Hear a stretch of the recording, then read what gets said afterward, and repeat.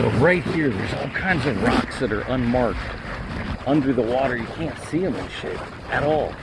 It's terrifying. So I would pull your center boards up. You don't want to be more than 6 to 8 inches. That's what she said.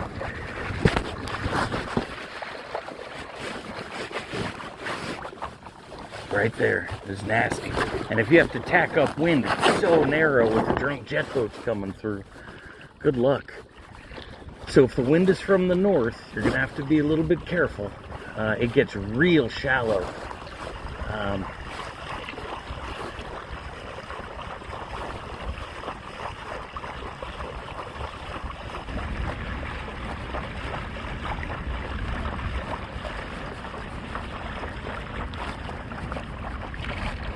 Luckily, we're at a really low tide.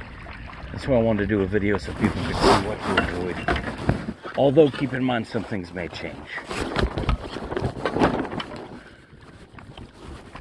But I don't want them to be deceptively deep looking and comfortable. You got to be careful. I pull up my centerboard, so I'm trying to use my paddle as a lee board to help me get upwind a little bit without having the full centerboard down. It's hard because you got to use one hand or have a longer pole, but it's helpful.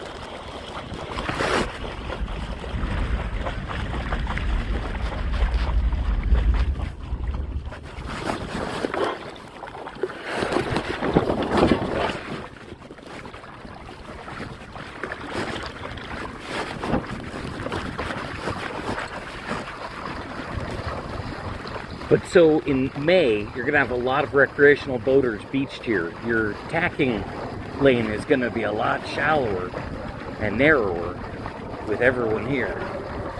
And there's unmarked underwater debris that you can't see. It's like dark.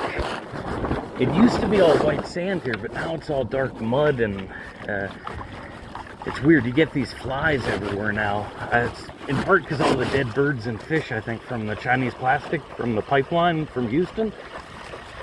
I think they're called Vikings or some shit. Poseidon barge, Viking, dredging. I don't know.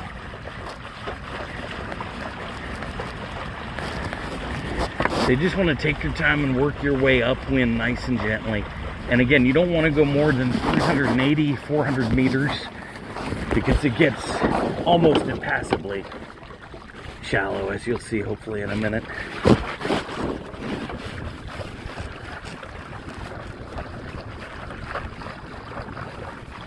The cool thing about using a paddle, not just for propulsion when you don't have wind, but as a lee board, is any board without a centerboard even can do it. Like a stand-up paddleboard, you could still wing or windsurf because you can get upwind.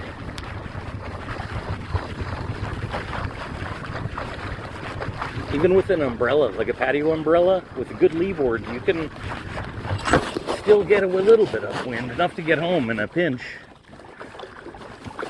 Certainly is fun. I'd reinforce them though. Those patio umbrellas above 5, 6, 7 knots, they start to break. Gotta be real gentle with them.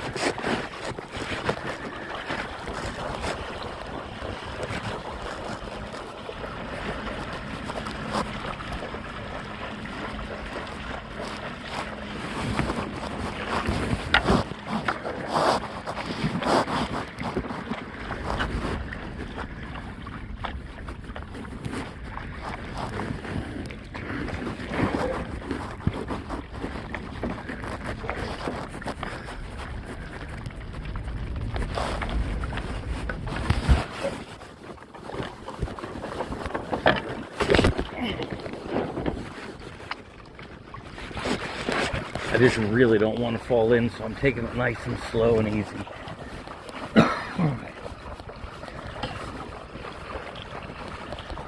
I don't have any kind of like wetsuit or wool sweater or anything, so we learned to sail up in Ohio. You don't want to fall in is the best bet. And keep moving your toes so you don't get the frostbite. Even then, when they start to feel hot, you better be getting home quickly and warming up those tootsies. Don't want to lose the piggies. Wonder if this one goes to the market was a euphemism.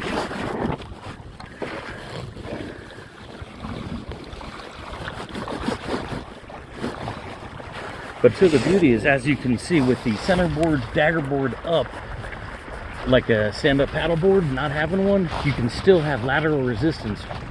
And you can dynamically put it where you want relative to the center of mass of the sail or your body. And slower, if you move forward, you can move it forward. As you get up towards planing, you can move it back behind. It's really quite nice. The cool thing is it'll let any vessel sail, theoretically. More than just a downwind run, you know? I mean, any idiot can sail downwind. It's getting home. That's the hard part.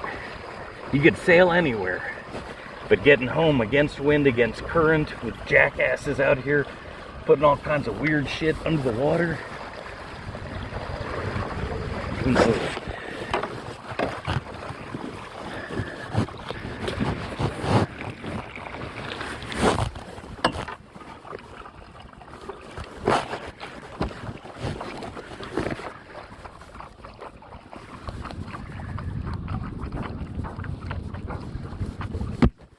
Again, don't try this at home unless you've got your daggerboard up a good amount and you're able to pull it up quickly when you hit.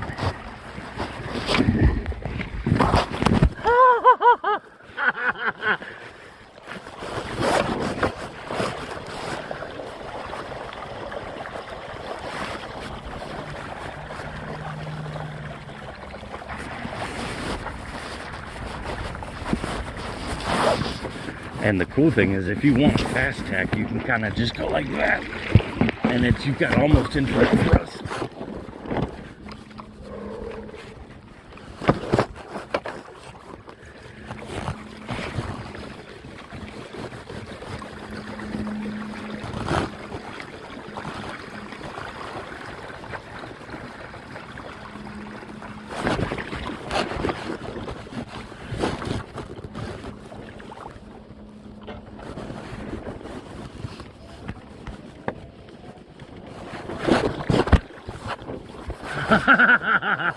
Shit.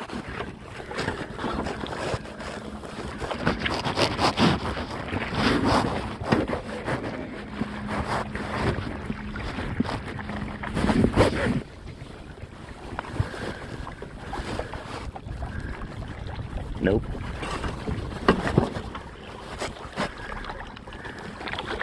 Facetious, but yeah, no. White Island. Be careful up here, y'all. Metal, Chinese rubber, microplastic shit, dead birds, skeletons with the, you don't want to step on a dead fish.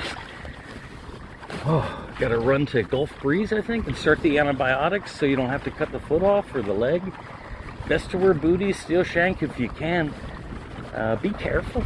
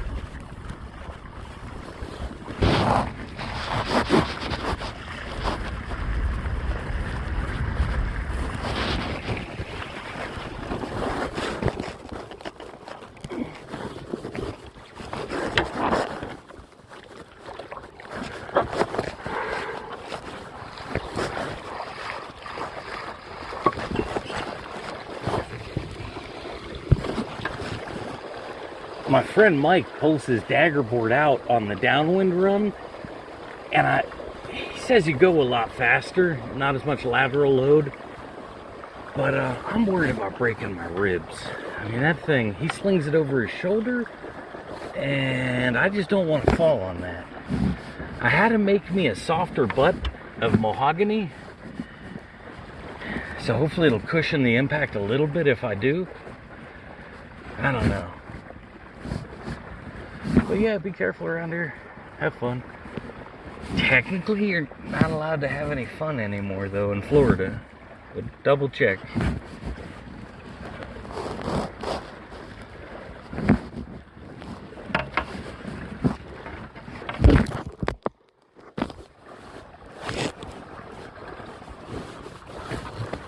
On another type paddle, you could have a hook and apply pressure wherever you want. It's really nice with the yellow $10 paddle from Walmart. I used for the first time a double-ended strap-on kayak paddle, big one. I didn't want to use mine because for some reason it has scalloped serrated edges, like military camo color, and I didn't want to slice through the sail. That's why I like this, nice and soft. You can apply a little bit of pressure. But the only ones with a good hook on it to capture the boom is that folding orange weird tactical one with a hand cutout in the middle of the paddle face. And it's okay, but to be honest, a little bit heavier. Weird drag, doesn't seem to work as well as a lee board. Certainly has a nice T-hook on it for grabbing the boom wherever you want, though. It's like you're free-handed out like that. It's pretty nice, but heavy. And if you're pushing off in the shallow shoals, I don't know that you want a telescoping one that doesn't lock reliably for accepting that axial load as you push off. But you can get going plain and fast when you push off. You've got instantaneous thrust. It's beautiful. See, I don't know why no one paddle sails. It's a good combination of both. You're not entirely reliant on the wind. You're allowed to paddle. It's good when the wind dies, or to get to the next set of wind, paddle. Don't be some kind of religious purist where you can't paddle a sail, windsurfer. I don't know, just call it paddle sailing. That way people don't accuse you of cheating, because it's in the name. I mean, it's the first word, paddle. And the nice thing is you can use an inflatable sup, because again, you don't need a centerboard or a specialized hole through your board. You just use the paddle as a lee board when you're sailing. Any wing, sail, anything. It's nice. The key to windsurfing is just open yourself up, open your sail up when the gusts are coming. And keep it nice and, I mean, it's in the logo, keep the sail forward. Just catch it. And then once you're going, you know, you can pull back a little bit, but don't get it too close to you. In case something changes, you want a little bit of buffer, capacitive range.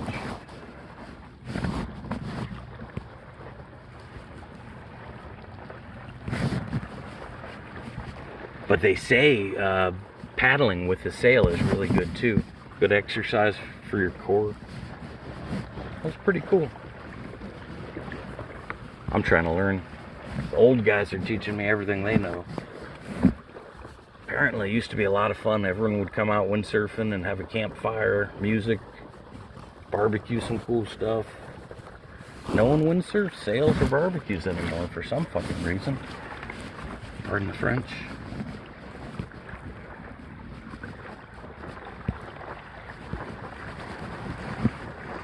So yeah, right through here is where those rocks are, hidden under the water. Without any kind of markings or anything. You really got to be careful. I'm hoping I don't bite it right now. I've got about 8 inches dangling down.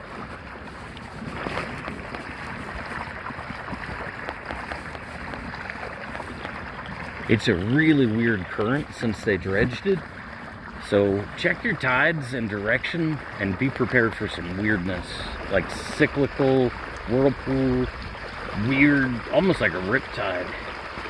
And getting through here, because it's so narrow, the whole thing isn't a no-wake zone.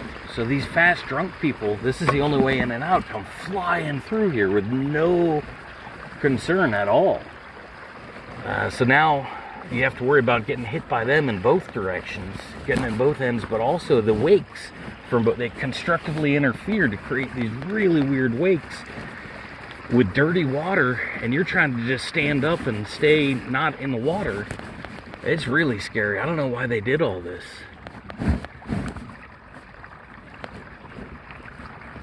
I don't know if you can tell, but I'm really drifting at weird angles with this current.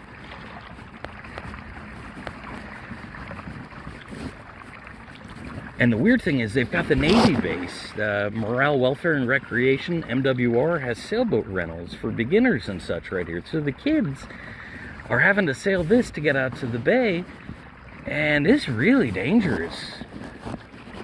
I mean, in an ideal world, if it was a no-wake zone, you'd be okay. I mean, a lot safer, but you've got boats flying through here.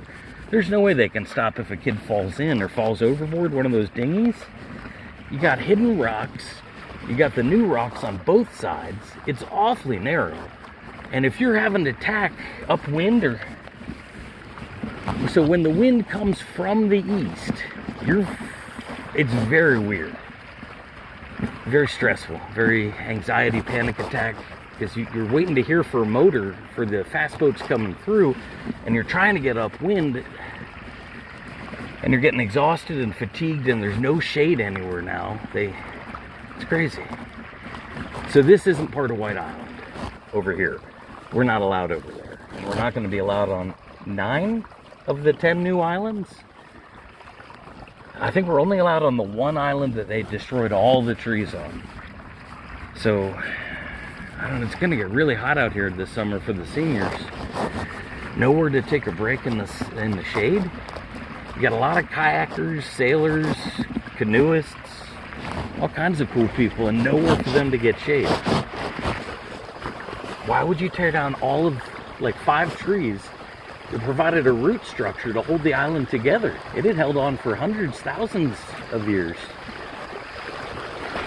The part where the trees were.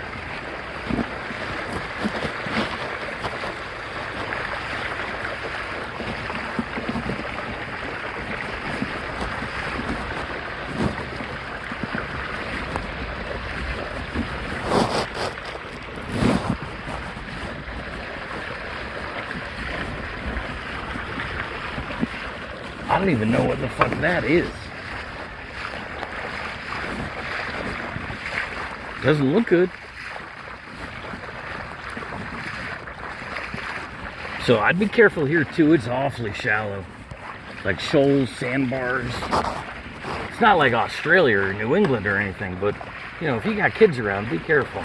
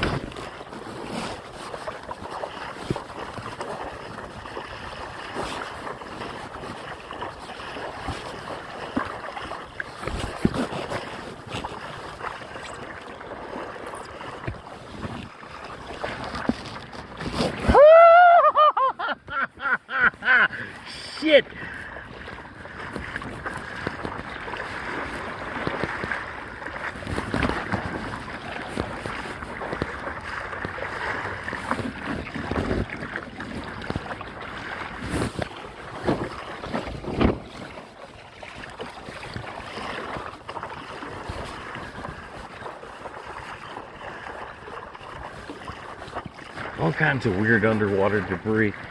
And all these rocks have really narrowed it up. So there's not really anywhere to seek shelter once you're in there. For like kayaks, small sailboats, rowboats, swimmers.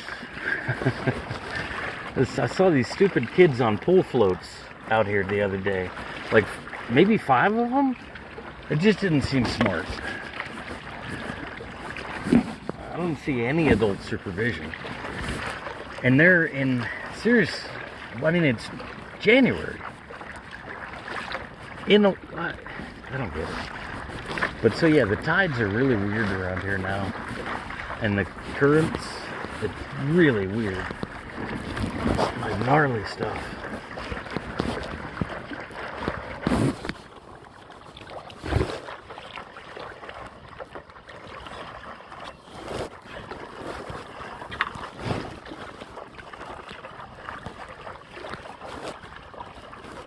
I know they say that you've got like the right of way as a sailing vessel with limited maneuverability, but just to be safe, a lot of people don't know that.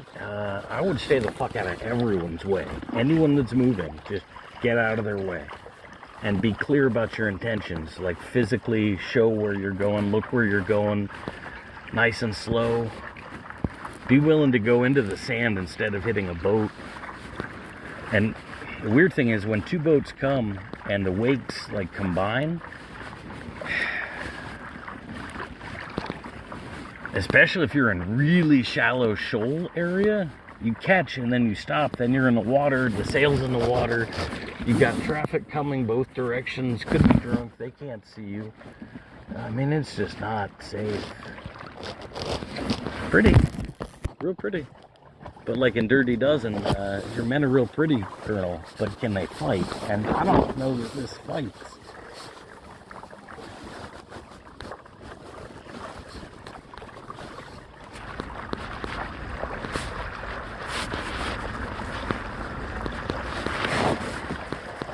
So yeah, rocks are right through here. Even the ones you can't see. Real scary. I hope I don't end up in the water, it's too cold. So yeah, I would come in like this, avoid the rocks, stay to the left of the oncoming pole,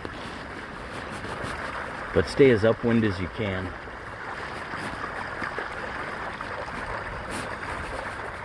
I would not cut the corner there, just because of the rocks that are hidden underwater with no markers. You've got a much better chance, even though this weird current is here, of coming at it like this.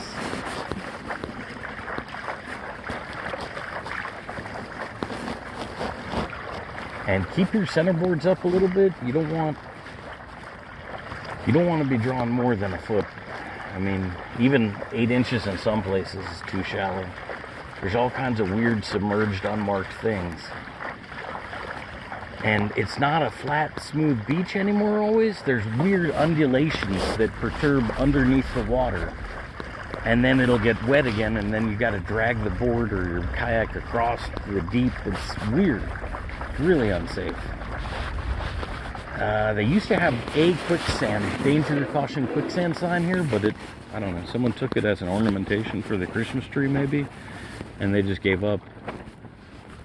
But now it's just all that Chinese rubber, plastics and metal, rusty shit. So be careful, have fun.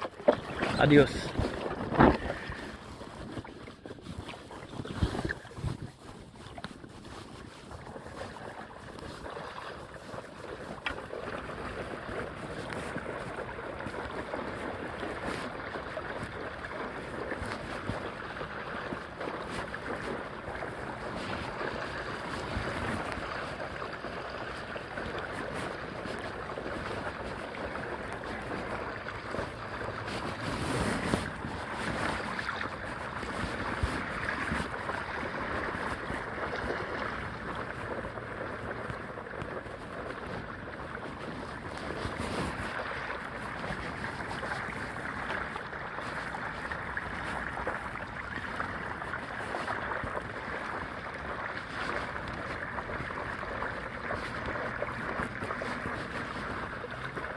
Really shallow right here, and weird undulations. It's not like a flat, smooth beach. And I just, as a rule of thumb, any sand that's brown or khaki to any degree is a little bit wet and is possibly quicksand. So keep a paddle or two with you, or a bucket, something to spread the mass out on to get out of the quicksand. And don't be afraid to lose your shoe, you know, and don't make fun of people if they lose their shoe. I mean, be willing to let it go, because otherwise, if you try and dig it out, now your arms and hands are stuck in the quicksand. Maybe you can't get to your phone anymore. I don't know. Be careful. A lot of quicksand around here. It's all weird nowadays.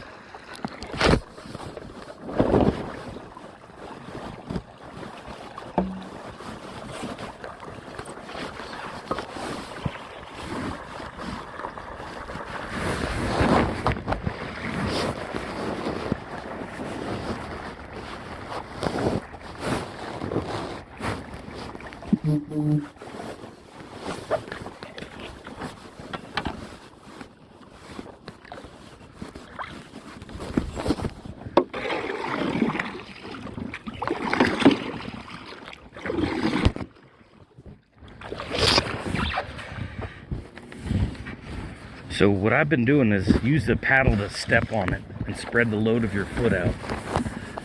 Kind of helps. You can kind of ski along the surface with it. If you have a rope tied to the top, it makes it a lot easier. That way you never fall into the quicksand in the first place. But that's just me.